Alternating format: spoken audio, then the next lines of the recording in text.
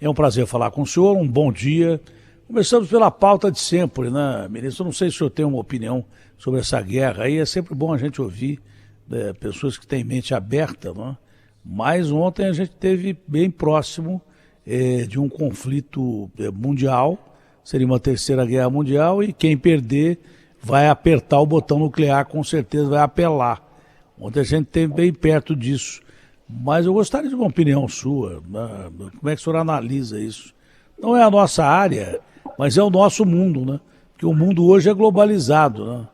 Essa é a grande situação. Se a gente vive uma situação apertada na economia, com gente desempregada, gente morrendo de fome por causa da pandemia, tudo que essa guerra fez foi piorar essa situação. Bom dia, senhor ministro.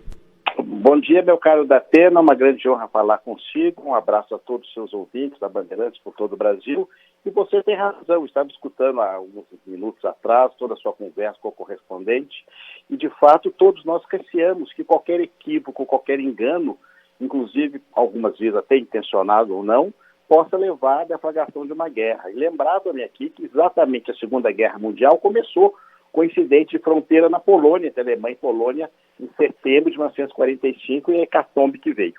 Oxalá isso não se repita, e por isso mesmo acredito que nós devemos, todos os esforços serem envidados pelas nações do mundo para compor a situação ali na Ucrânia, é claro, afastando a invasão russa, que ela é inadmissível. A invasão daquele canalha do Hitler, representante do nazifascismo na terra do capeta, foi no porto de Danzig, da Polônia, onde começou a Segunda Guerra Mundial. Bom, mas graças a Deus a OTAN disse que o míssil foi disparado provavelmente pela Ucrânia, como defesa aérea, mas não interessa, o Zelensky já saiu acusando o Putin logo de cara. Não tem mocinho nessa história, não. A gente tem que... é muito inflamado. Tem que defender o mundo. Esse é o detalhe. Com toda o nosso aspecto humanitário em relação à Ucrânia, que foi invadida e tal, mas já chega, já deu. Olha, o Tribunal de Contas entregou o relatório apontando 29 áreas de risco de fraude. Que áreas seriam essas, ministro? Veja, o que ocorre é que o Tribunal de Contas da União, ele acompanha permanentemente toda a execução, não só orçamentária, mas a prestação de serviços públicos do Brasil. Então, ao longo dos anos, nós identificamos setores da administração que têm mais dificuldades. Nós sabemos, saúde, infraestrutura, questão de obras públicas, e esses levantamentos estão sendo consolidados e, por solicitação do vice-presidente eleito, serão entregues hoje pelo presidente Bruno Dantas, presidente do nosso tribunal, à comissão de transição, de tal modo que isso possa servir também de subsídio, de um parâmetro, de mais argumentos e elementos para os planos de diretriz do novo governo, com o objetivo de colaboração. Que cuidados o novo governo tem que ter para não cair no risco de responsabilidade fiscal ou até mesmo corrupção, no seu ponto de vista? Em primeiro lugar, aí é uma visão um pouco mais sistêmica, meu caro Datena. Eu sempre defendi o primeiro pressuposto, que é uma boa equipe. O segredo é gente, aliás, uma frase que era sempre reiterada pelo saudoso governador Mário Covas. O elemento humano é fundamental. O elemento humano não só com pessoas que tenham vocação ao serviço público, com um bom caráter, pessoas corretas, mas, sobretudo, pessoas que tenham a menor vaidade possível. Vaidade todos temos, é humano, mas uma vaidade menor, porque em governo, se não houver uma boa coordenação, uma boa integração, você pode saber que aí surgem todos os problemas, que levam, inclusive, a equívocos, irregularidades e, infelizmente, a casos de corrupção e desvio. Então, eu acho que o grande segredo de qualquer governo que se inicia é apostar em bons valores, e por isso que eu sempre defendo um serviço público profissional, um serviço público que seja, de fato, efetivo e que consiga prestar serviços adequados a toda a comunidade. Sabe, ministro, eu não tenho conhecimento profundo sobre isso, mas às vezes a intuição é muito importante. Na maioria das vezes a intuição é muito mais importante que a inteligência, né? Se fala em teto de gastos, responsabilidade fiscal, mas ninguém fala em reforma política que geraria uma reforma administrativa. O Brasil não pode gastar o que gasta com as contas públicas. Os poderes todos estão inchados. Os três poderes estão super, hiper inflacionados. Tem gente ganhando de mais e gente ganhando de menos. Gente trabalhando de mais e gente trabalhando de menos. Se o Brasil não acertar suas contas públicas, não há teto de gastos que resista a essa gastança desgraçada e esse número de políticos que nós temos no Brasil, que é desnecessário. Começando pelas câmaras municipais, assembleias estaduais e o nosso Congresso Nacional. Tem político demais no Brasil, gente gastando demais, é um governo que gasta muito. Não é esse governo, todos os governos brasileiros. Os caras têm horror de falar em reforma política ou gerar uma reforma administrativa para cuidar de conta pública, né, ministro?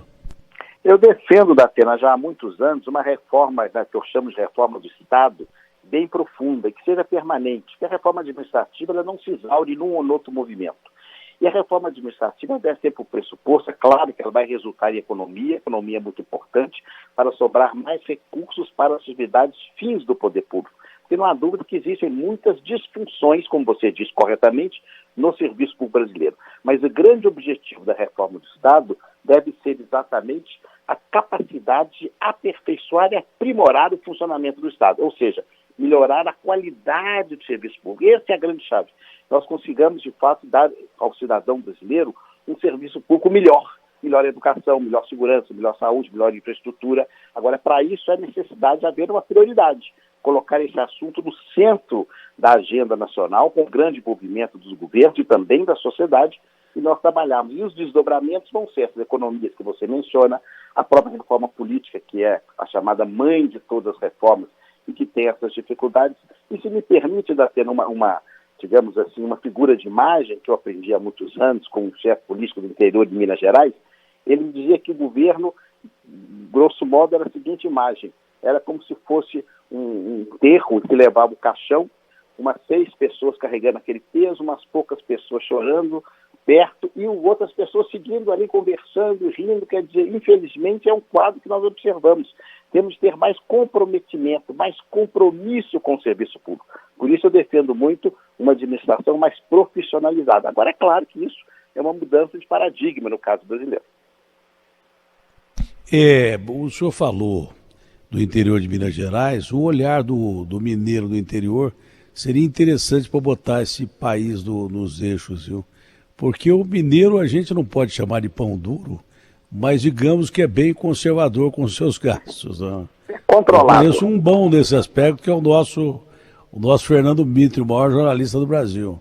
Ele é conhecido por ser muito controlado. O mineiro tem essa história de não gastar demais, né? Deviam perguntar para os mineiros, né, ministro? Deviam perguntar para os mineiros, ó, como é que vocês fazem para gastar pouco assim e viver bem? Bom, claro. O TCU aponta pelo menos 40 bilhões de reais em obras paradas. Como é que o novo governo pode lidar com isso, ministro? As obras paradas da Atena são quase que uma chaga no Brasil. E elas são por várias origens. Existem questões ambientais, questões de empresas contratadas que quebraram, questões relativas a licenças urbanísticas, questões de licitação. Então, são várias as origens. O que me parece adequado nesses casos, e temos visto algumas administrações empenharem nesse sentido, é criar uma força-tarefa, porque você vê um esqueleto de uma obra e aquilo ali é um problema. E pode ser também, desculpe que eu me esqueci, a ausência de recursos. Muitas vezes a ausência de recursos. A obra foi planejada, mas houve um problema financeiro, ou não foi dado prioridade, ou um governo mudou e o novo governo não quer prestigiar o anterior, que é o pior dos males, então corta aquela obra pelo meio e a obra fica ali paralisada. Então, essa força-tarefa é de identificar qual a situação para superar aquele problema. E eu sempre defendi a tese que não deveríamos começar, salvo caso de calamidade, obras novas, sem concluirmos aquelas inacabadas. Seria o mais racional. Eu estou lendo aqui que tem uma notícia divulgada há pouco pelo portal G1, a gente sempre dá a fonte aqui, que diz que o TCU vai apontar omissão e falta de transparência do governo Bolsonaro na saúde. Isso é verdade? Isso vai ser apontado pelo TCU? Foi detectado pelo TCU? Na realidade, quando nós estamos discutindo a prestação de contas do presidente, e envolve toda a administração, aponta ali diversas, vamos dizer assim, eventos para usar a palavra mais adequada. E nesses eventos, na área de saúde, sempre tem, de fato, algumas dificuldades, mas isso será apresentado, eu não quero antecipar, pelo nosso presidente, o ministro Bruno Dantas, hoje à tarde. No meio de uma pandemia que ainda nós estamos vivendo, não é? Tem uma nova variante aí, não sei se mais grave, começa sempre com menos grave, mas de repente começam a aparecer mortes que dizem que não tem nada a ver, mas no fundo tem, porque essa pandemia startou uma série de doenças que estavam até esquecidas. Nós perdemos hoje a nossa grande Isabel do vôlei, com 62 anos de idade. Em dois dias uma bactéria acabou com a vida de uma super atleta e uma super amiga. Eu quase perdi a minha neta por uma bactéria que até agora não foi identificada, entendeu? Então nós temos um problema dentro de um problemão dentro do Ministério da Saúde. Essa redução de 23 bi do Ministério da Saúde me parece meio que um tiro no pé, não é? Do governo em relação ao Ministério da Saúde, que tem que ser o mais privilegiado, porque o nosso velho e bom SUS, com todos os defeitos que sempre teve, foi que salvou o Brasil de uma catástrofe ainda maior do que já teve durante a pandemia, não, ministro? Não há dúvida disso. O nosso SUS, inspirado no sistema inglês chamado NHS, foi o grande responsável por nós diminuirmos, não é, a calamidade que foi a pandemia, que já foi uma tragédia, como você bem menciona, uma calamidade com centenas de milhares de mortes, mas se não fosse o SUS seria muito, muito pior. Agora, eu sempre digo, Datena, que a saúde pública é a chamada demanda infinita. Quanto mais você investe, mais necessidade tem de investir. Então, qualquer corte, de fato, representa um risco que se coloca para esse serviço público, que é considerado por todos o mais essencial, que é a saúde de todos nós. Ao contrário do que se pensa, o maior problema do Brasil hoje não é a corrupção, é a evasão fiscal, não é? Mas é claro que a corrupção vai minando o Estado brasileiro. Esses dois fatores podem ser corrigidos na sua forma com um remédio comum, ou cada um deles deve ter um remédio separado? São dois assuntos distintos, né? Infelizmente, começando pelo pior, né, que ambos são muito ruins, mas a corrupção tem que ser punida de modo muito exemplar, não é? De tal modo que a pessoa perceba aquele ou funcionário ou elemento do setor privado que se envolva nisso, que terá consequências graves e muito graves para a sua ocorrência. É o ponto 1.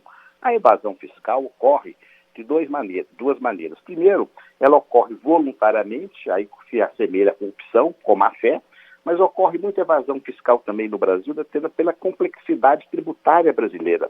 Nós temos, de fato, um verdadeiro cipoal em matéria tributária que dificulta, inclusive, ao empresário que está de boa fé fazer o pagamento dos tributos. Então, acaba havendo uma evasão.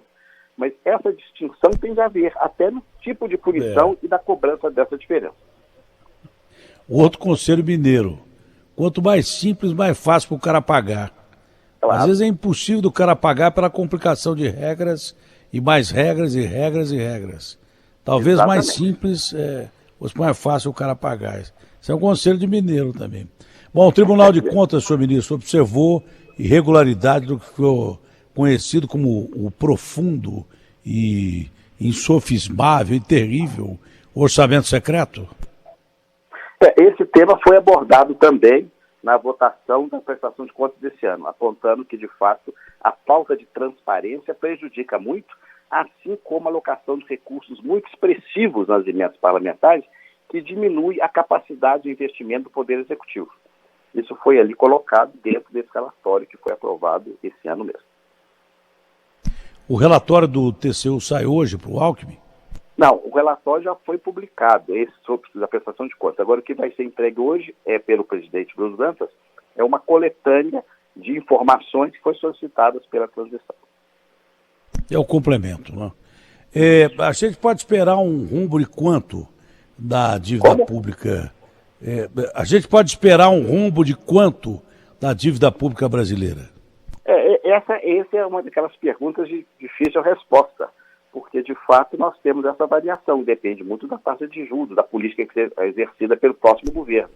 Então, nós temos hoje um déficit orçamentário que é grande e que o governo tem discutido, inclusive nessa questão do Auxílio Brasil, como será feito o pagamento. Mas vai depender fundamentalmente do próximo ano de quais serão as diretrizes determinadas pela administração. Senhor ministro, algo mais? Só um abraço e dando parabéns, porque você, com a sua densidade, seu respeito e notoriedade nos assuntos, preocupa-se também com esse assunto da reforma do Estado, da melhoria da gestão pública. Eu fico muito satisfeito, e eu, todos aqueles que se dedicam a esse assunto. Muito obrigado pela sua participação nesse tema tão importante para o Brasil. Senhor ministro, um ótimo dia, saúde e fica com Deus. Amém, nós todos. Muito obrigado. Tchau, tchau.